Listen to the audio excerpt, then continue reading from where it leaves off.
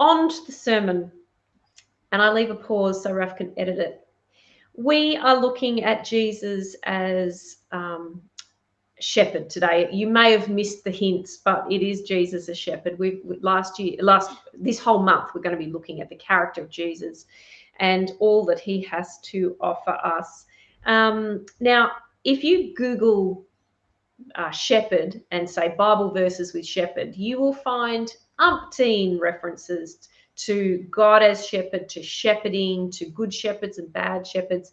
And for good reason. In the ancient world, a shepherd was something easily identifiable. It was a common part of Israelite culture, and so it made so much sense in the ancient world to be referencing shepherds. I don't know that we have a comparable metaphor, and I've been thinking about it and wondering, is there a term for someone who is a defender, someone who guides, a rescuer of the lost, a protector, a director, a provider? Like, what metaphor would we use today? Feel free to pop it in the comments if you have a better idea than I have, because I came up with teacher and then went, no. I love all of you teachers out there, but no, that's not it. And parent, I don't know, maybe not. There might be a better one, but I think we need to just stick with shepherd for now, because I think it even though we don't really relate to having sheep in our backyards, we somehow can grasp the concept. And there are 7 things that Jesus talks about as a shepherd, 7 things he talks about in this passage that I just want to look at very briefly. Because I think in a time when our world feels chaotic, when it feels somewhat broken, and when we feel somewhat lost, the idea of having a shepherd and of drawing near to our shepherd is such a good concept. And mother, Kate. Animal rescuer. Sorry, I didn't mean to disregard mother. Okay, that is a good one, and I think it probably is the best one. But animal rescuer I kind of like, and I'm not even sure why. But Raf tried to be an animal rescuer yesterday. A bird flew into our window, and watching Raf with this little bird in the towel was actually, I like that. I won't tell you what happened to the bird, but there are 7 things that I want to look at. So first of all, Jesus says, as a shepherd, he has entered the right way. Reference to the teachers and the people, the ideologies going around that weren't the right way. He says, I entered the right way, and he's the gate.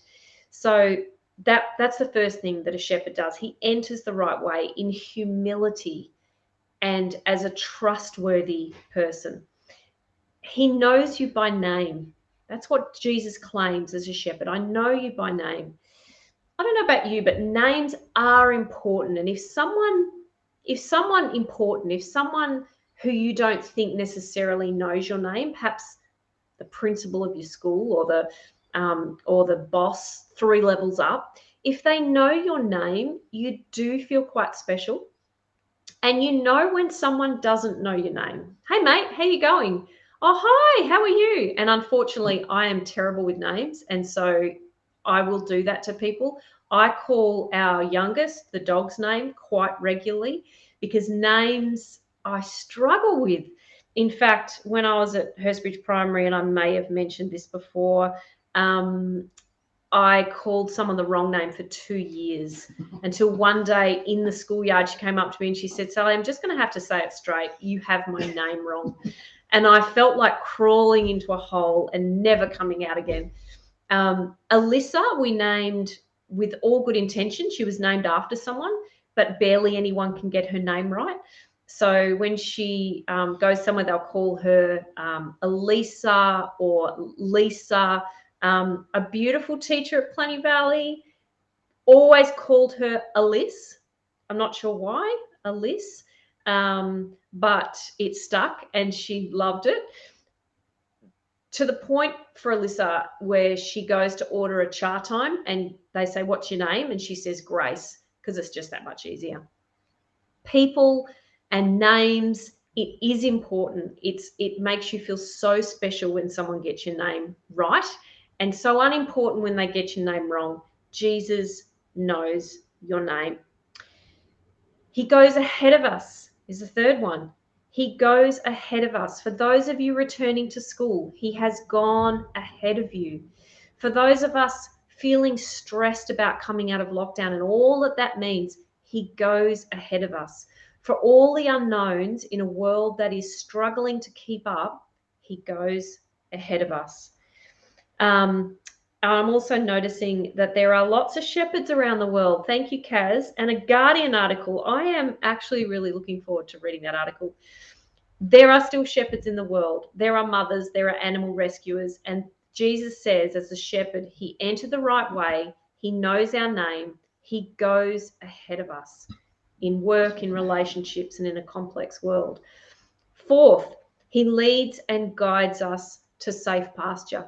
Now, I don't know about you, but you might feel as though the context you're in at the moment doesn't feel like safe pasture. We can trust Jesus to be leading us out of whatever we might find ourselves in to safe pasture. That's one promise. But added to that, I would say, if you find yourself in a context that doesn't feel like safe pasture, Jesus is safe within that which isn't safe. If you find yourself in complexity, if you find yourself in anxiety, in a difficult space, Jesus is safe pasture even within all that is difficult, all that is really, really hard. So that's the fourth thing. Fifth thing that Jesus claims in this passage as shepherd, he says he stays around even when trouble comes.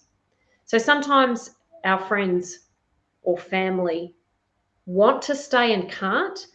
Sometimes our friends literally just walk away. And we've all known that, not only from our teenage years, but even getting into, our 30s and 40s and 50s. You look back and you go, hang on, do we have all the same friends around me? And we don't. And sometimes we've been the one to leave friendships. But when trouble comes, Jesus says, I stick around.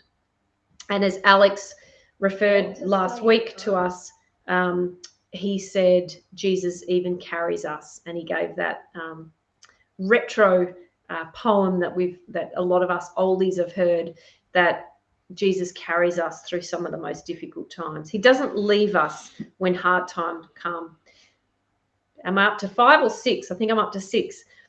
So he calls and leads us even in the midst. So not only does he not leave us, but he says, I'm going to lead you. I won't leave you, and I will lead you.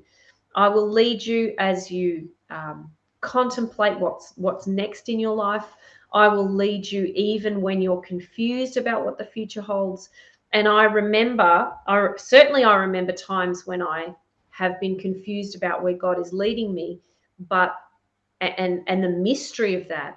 But I also remember those times when it's been so clear that Jesus is leading me.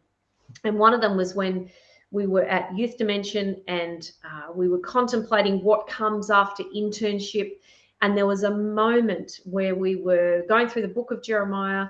The only people in the teaching session that day were myself and Raf and Rob Coyle. And there was this moment where we absolutely knew that God was leading us to stay in Melbourne instead of returning to Perth. And in that moment, the leading was so strong and so reliable and so certain. And that isn't always the case. Sometimes we feel like there's a lot more mystery around it, but hopefully you also can identify with a time where the leading was just so strong. And 7, and definitely not least, is Jesus says that he lays down his life for us. And that is the core of everything we believe. Someone who would lay down their life for us, as John 15:13 tells us, a person who lays down their life for another, there's no greater love than that. And yet this is even a step beyond that. This isn't a soldier going to war to defend his country, as wonderful as that is. This is a savior, a God who created the world, a part of the Trinity, coming away and saving us, bringing us back into relationship with God. Those 7 things in that passage, that is amazing. And we could spend a week on every one. It is profound truth. And great as all of that is, we don't have to be led by Jesus. It's a choice. We don't have to be led by him. So what's the alternative to being led by Jesus as a shepherd? Because certainly today I would say, I'm going to go back for a second because, and I'm trying to read it on there. Sometimes my screen doesn't catch up. Coaches make you run out onto a green pasture. They know your name. They lead you along the right paths. They are with you during dark times, and their whistle and clipboard comfort you. I actually really like that. Oh, it's up on there. Because there's a certainty to that. Stephen, I'm going to come back to that. That is such a good thought. So often we don't want to be led today. We're certainly not part of that bureaucratic leading, that very strong leadership that we seem to have accepted in the past. And as a kind of an evidence for that, I would suggest that the term influencer is one which we prefer. We prefer to be influenced than led sometimes, or we think we would prefer to be influenced than led. And I think it's really interesting that if Jesus isn't leading us, then what is leading us? And if you prefer, what's influencing us? Now, we can be led by Jesus and influenced by other things. I totally understand that. But there is something about influencing that I think is just it's an interesting concept. And if we think about an influencer, we're not thinking about those 7 things that Jesus claimed about himself. An influencer isn't the person who lays down their life for you. An influencer is often someone who is as blind as we are. I don't mean that disrespectfully, but often this is just someone who thinks they might know of a really good way to do something, and so they're getting a million views for that. But really, is it that profound? Is that person committed to us? And I love that idea of the coach and the clipboard. There is something very definite about how Jesus wants to lead us. When we moved from Sydney back to Perth, my mum and dad wanted a little hobby farm. And so there were a dozen sheep, there was a cow or 2, and there were chickens. The sheep did not last long. And the reason they didn't last long is because my dad would get so frustrated that they would continually lead themselves into holes in fences where they'd get out of the paddock. One sheep would do something stupid, and so they'd all do it. They'd all follow, and he would be trying to gather them. He was no sheepdog. He would be trying to herd them into certain spaces, and he'd come in the house and take off his old Akubra hat. He had, I think we've still got it, this old Akubra hat that he always wore outside. And he'd put it down on the table and he'd say, I need your help, and we'd all have to go out and try and herd these sheep. There's something very definite about what a coach is doing. A coach is saying, here are the boundaries. Here's the clipboard. Here's the whistle. Here are the rules. Let's all stick together and do this properly. Jesus as coach, I quite like that. So if we do choose to be influenced, to be led, to be guided by Jesus as our shepherd, we kind of need to choose to do it, don't we? We need to know that there are good shepherds and bad shepherds. We need to know that some people try and get into the paddock in ways that aren't right or real. And it's important that we choose to say, Jesus, you can lead me. I am going to call Lisa from the green room. Yep. Morning, Lisa. Yeah, the snacks in the green room are outstanding this morning. Thank you. That's Lisa so good. Morning said to me, I hope the green room snacks are good. And I said, yes, they are. Just go to your fridge. I put them there early. No, they've been terrific. Thanks. Excellent. I'm very glad. Almost like you chose them yourself. Oh, Carolyn just had a good comment. The coach being Ted Lasso, and I haven't seen it. Have you seen Ted Lasso? No. Okay. Well, we Not can't have a yet. conversation about that. No, yeah, that was the end. Oh, She's shocked. that's put an end to that conversation. Mhm. Conversation killer. But that's It's on the okay. list. Because the reason I asked you to come on is because of a conversation you and I had many years ago that kind of stuck with me.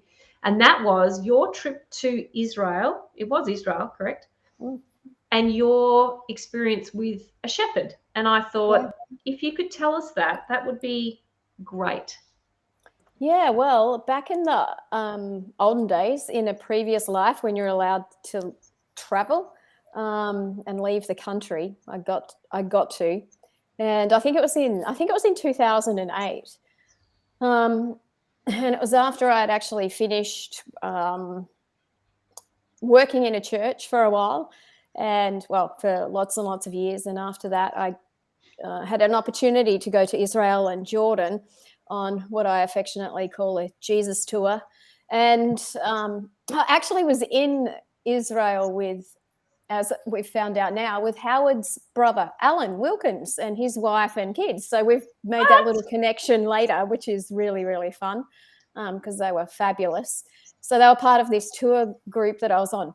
Anyway, we were, one day we were in Nazareth, and as you are, as Yes, you know, just one day when I was in Nazareth. one day when I was in Nazareth, you know, if you read the Bible now, it's like, and Jesus was going from, it's like, been there.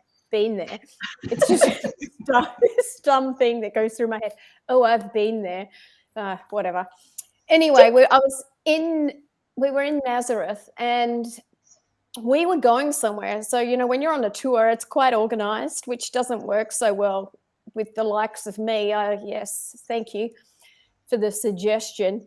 And so we were walking, the bus had parked somewhere, and we were walking somewhere. And as we were walking to our destination, I don't know where we were going, but as we were walking to our destination, I looked down in the valley, in this little valley, and there were a couple of trees, but there was this shepherd.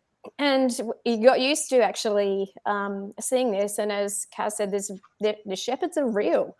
This is not a storybook. This is not something, you know, they, put the tea towels on the head for the Christmas season. These are real people. And you see them around everywhere and around the place. And in this little valley, there was this shepherd with his sheep. And again, not sheep station like Australia, but just with his maybe 20 sheep. And these sheep are long-haired sheep, you know, these beautiful ears. And I watched this man who was probably not, you know, about my size, so not enormous man, and he was dressed fairly traditionally, Bedouin type clothing in the heat of the desert. And I watched him with his sheep, and I thought, he's just talking to them. And as we sort of walked, and I slowed watching this shepherd with his sheep, and the group started just disappearing on to the destination, and I was watching this shepherd with the sheep, and I remember just I'm thinking, he's talking to them, and he would talk, and they would come to him, and they came to him, and these sheep came and nestled in, and he would like rub their ears. He just like took them by their ears and rubbed them like you would Harvey. Just this, like, to a pet dog, or, you know, just this affectionate, quiet, gentle, soft. And I was like, what? And it so struck me. It so struck me, the contrast between good shepherds and bad shepherds, which I was doing in my own head. And I sat down on this rock just on the side of the road, watching this shepherd with the sheep. The tour group left. I called to someone and said, I'm just staying here. You go on to do whatever. Just, I'm staying here. I'll catch up or send someone back for me, because it was such a beautiful moment as I was just sitting there going, the shepherd is gentle. The shepherd is kind. The sheep do know. The sheep are welcome. And watching this man work with those sheep was an image I will never forget seeing, and I can feel it, how profound it was, that picture of the gentleness of this man with his sheep. It was like, oh, is this what God is like towards us? I was like, maybe he is. And it was, amazing. That is such a beautiful picture. And I remember now why I remembered it, because we need someone to lead us right now. We desperately need someone to lead us, but we don't need a harsh voice. We don't need someone yelling at us. We don't need to be polarizing. That the whole society feels very polarized around all sorts of hot topics. We need a gentle voice. And that's what Jesus is promising through these verses, and a reminder through that story. Thanks for sharing that, Lisa. I really appreciate it. And just in terms of application, sermon's not complete without application. Of course. Of course. So I guess thinking about your story and thinking about the coach, I'm really starting to resonate with this idea of the coach, the good coach as opposed to the bad coach. This idea that we can call out to Jesus and ask him to lead us and to guide us in uncertain times. He's our shepherd, and we can ask him to do it. I suppose that's number one, isn't it? Do you have any other thoughts around how we can apply this idea of shepherd? Pat a sheep. Raf says pat a sheep. That's application number 2. Yeah, pat a sheep. Or a dog. Yeah, pat a sheep or a dog. Well, I don't know, in thinking about this, and all these things, I don't know, maybe it's how you, and I don't even know why this would be the case, but sometimes I always thought that, God was mean, or maybe the mean, the God as judge, or God as, it's like that's easy to understand, but the gentleness is sometimes, we're hard on ourselves, I think, and we can be hard on ourselves and critical of ourselves, and have this high expectation on ourselves. And so I think that remembering that shepherd picture, metaphor, is really important right now, because to be harsh on ourselves and each other is probably not what's needed. To be yelling, to be demanding, to be enforcing, I don't know that's what's needed, but just that, a quieter, gentler way with ourselves and with each other, I think, is maybe a better way to move through our days, through our weeks. And I think we're actually really going to need this when we come back into contact with each other. I think there could be a bit of this, could be room for a bit of this. And it's like, judgment is easy, hate is easy, anger is easy, but maybe just how can we be gentle? On expectations with ourselves, and when we and with each other when we're having different views, different opinions. Because that's gonna start to become very, very real. Yeah, that's great and so true. And I think if we can keep that image in our mind, that those verses alongside your picture of that gentle, knowing shepherd, I think is helpful. And Jesus said, I know my sheep, I know their names, and they know me. They listen to my voice and they know me. And I suppose, just to finish off, the idea of getting to know Jesus' voice more, so that his voice speaks louder than the influences, so that his voice speaks louder than the social media, so that his voice speaks louder than the politicians. I think that's going to be important as well. It always has been, but perhaps we're more aware of it. So I'm going to finish up in prayer for us. And I want to thank you again for sharing that story and your ideas. And yeah, it's always good hearing from you. Welcome. Jesus, we love that you are our shepherd. We love that you know our name, that you never leave us, that you lead us if we allow you to, that you are not only sovereign, you are the one who will bend down and whisper in our ear. Help us to know your voice, to listen to your voice, and to choose to come more to you than to any other influence in the world, because you're the only one that can lead us out. So we give ourselves to you, we surrender to you as a loving shepherd. Amen. Thanks, Lisa. Thanks, everyone. We look forward to seeing you next week.